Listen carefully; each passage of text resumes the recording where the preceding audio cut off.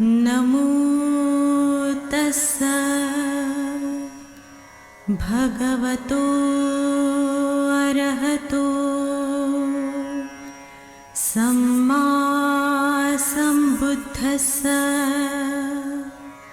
बुद्ध और उनका धम्म बाबा साहेब डॉक्टर अम्बेडकर द्वारा रचित कालजयी पुस्तकों के इस रचना संसार में आपका स्वागत है।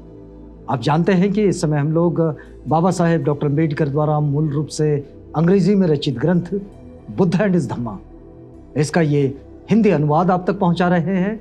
और ये जो हिंदी अनुवाद है, ये हिंदी अनुवाद भदंत डॉक्टर आनंद कौशल्यायन जी ने किया है। तो आइए इस कड़ी से जुड़ते हैं, लेकिन इस कड़ी से जुड़ने से पहले आपको पिछली कड़ी की बात बता देते हैं। पिछली कड़ी में हमने ये देखा कि अंगुलीमाल ये तथागत बुद्ध के साथ हो लिया है, यानी कि वो भिक्षु संघ में शामिल हो गया है। और राजा प्रसेनजीत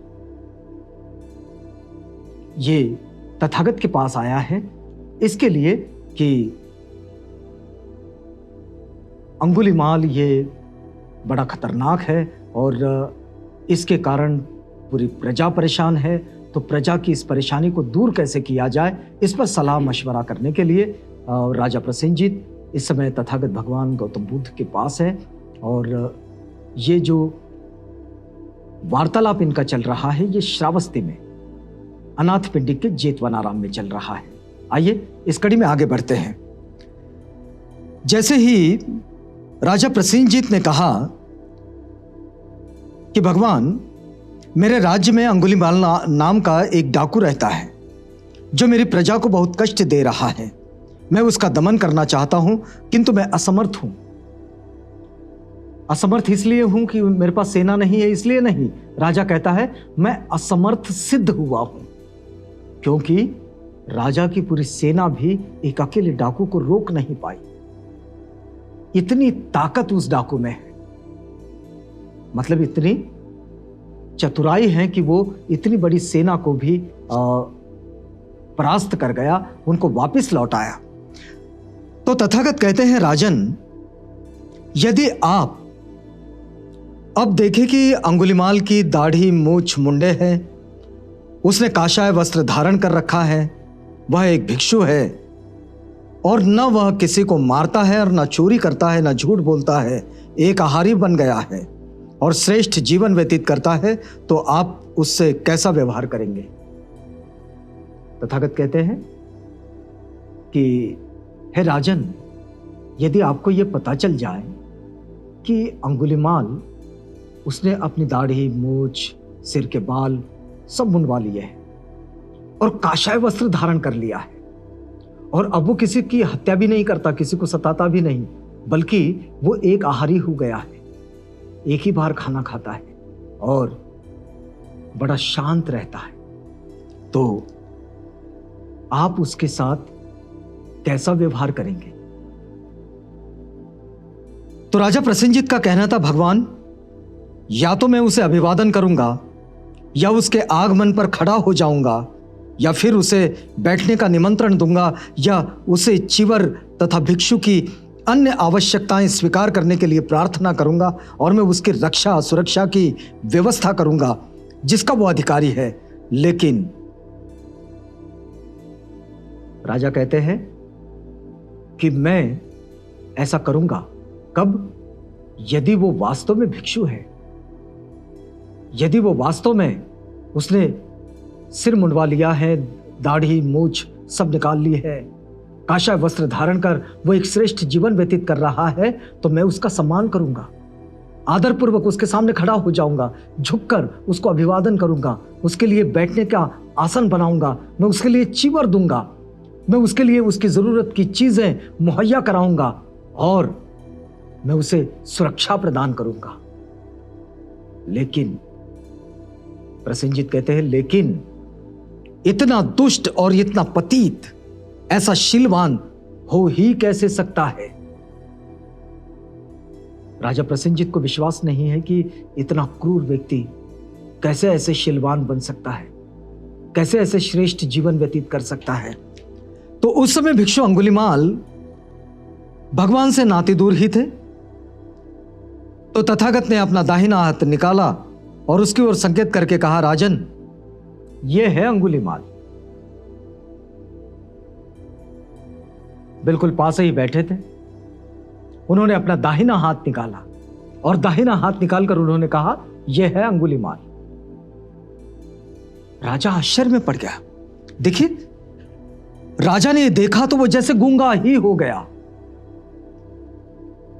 उसके रोंगटे खड़े हो गए। ये देख तथागत ने कहा, राजन, भय मत माने, यहां भय का कोई कारण नहीं है। तथागत कहते हैं, राजन, भय न माने, अब इससे डरने की कोई जरूरत नहीं। अब ये बड़ा शांत है, ये बड़ा श्रेष्ठ जीवन व्यतीत कर रहा है। राजा का भय और घबराहट दूर हुई तो वह अंगुलीमाल के पास गया और बोला, पूज्यवर, क्या आप ही सचमुच अंगुलीमाल है?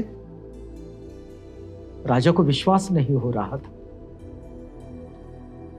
राजा अंगुलीमाल के पास गए, उन्हें हाथ जोड़ा और हाथ जोड़कर अभिवादन करके कहा, हे पूज्यवर, क्या आप ही अंगुलीमाल है? और अंगुलीमाल ने कहा, राजन, हां। आपके पिता का क्या गोत्र था? अब राजा अंगुलीमाल से वो सारी जानकारी ले रहा है कि इतना क्रूर व्यक्ति मेरे राज्य में आया किधर से। उसको इस बात की भी जिज्ञासा थी, उसको ये भी जानना था कि ये कैसा हुआ। तो आपके पिता का क्या गोत्र था? आपकी माता का क्या गोत्र था? तो अंगुलीमाल ने कहा, राजन, मेरे पिता गार्ग्य और मेरी माता मैत्रायणी। अब गार्ग मैत्रायणी की बात उन्होंने कही कि माता उनके मैत्रायणी और उनके पिता गार्ग्य, ये दोनों अग्र पंडित, मतलब मैत्रायणी ये गार्गी की पत्नी और गार्गी प्रसेनजित के राज दरबार के अग्र पंडित। अब इतना महान व्यक्ति और उनका ये बेटा गार्ग मैत्रायणी पुत्र। राजा एकदम आश्चर्य से यह कह पड़ा, गार्ग मैत्रायणी पुत्र, प्रसन्न हो, मैं अब से आपकी सब आवश्यकताएं पूरी करूंगा। कहते हैं, मैं अब से इसी वक्त से आपकी सारी आवश्यकताएं पूरी करूंगा। उस समय अंगुलीमाल ने व्रत ले लिया था।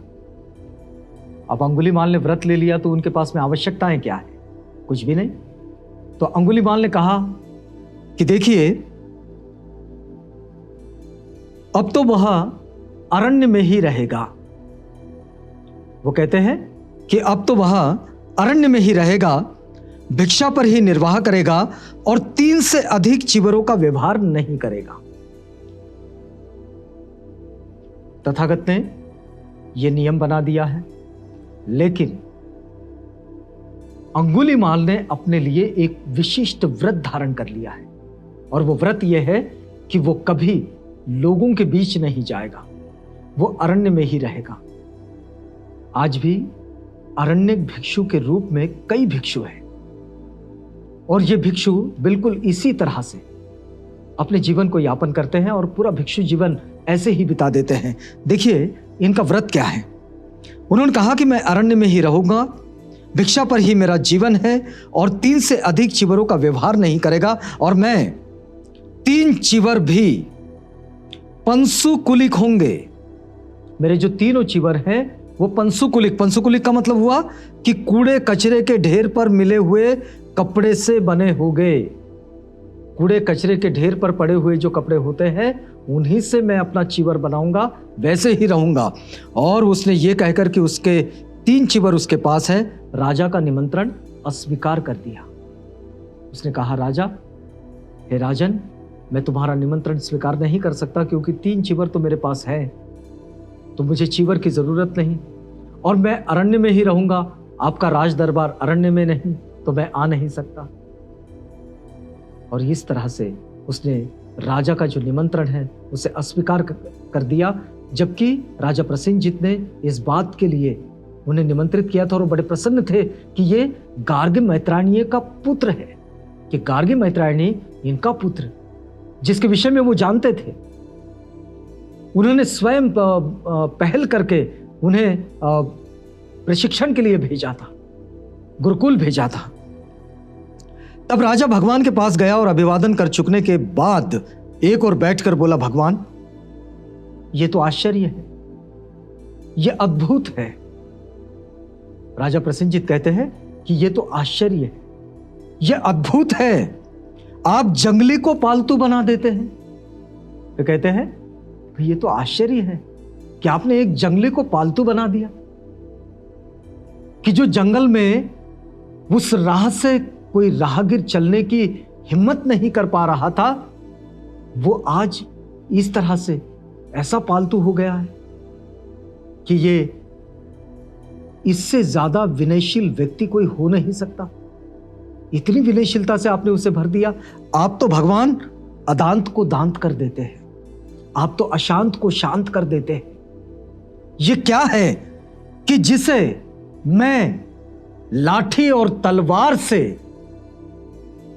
वश में नहीं कर सका, जिसे मैं लाठी और तलवार से वश में नहीं कर सका, उसे आपने बिना लाठी और तलवार के वश में कर लिया। यह कैसे संभव है? यह क्या बात है? यह क्यों ऐसा हो गया? वो क्या है जो आपने इस्तेमाल किया? कृपया बताएं।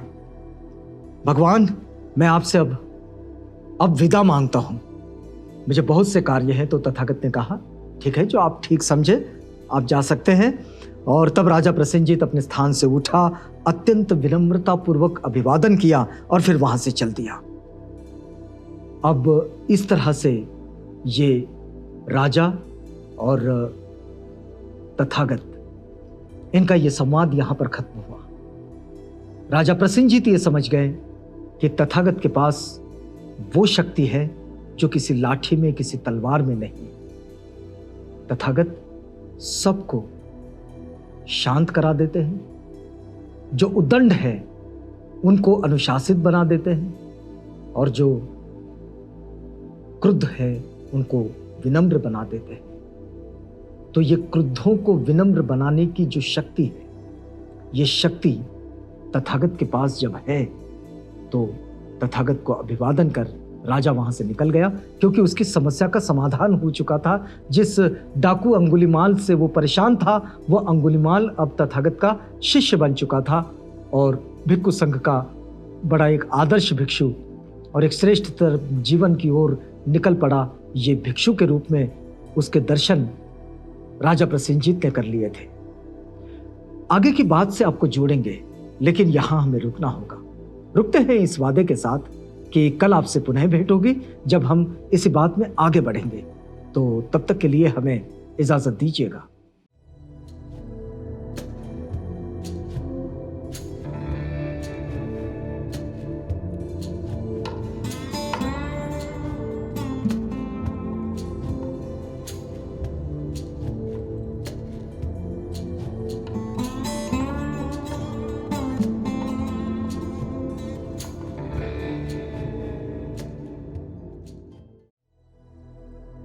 बुद्ध और उनका धम्म।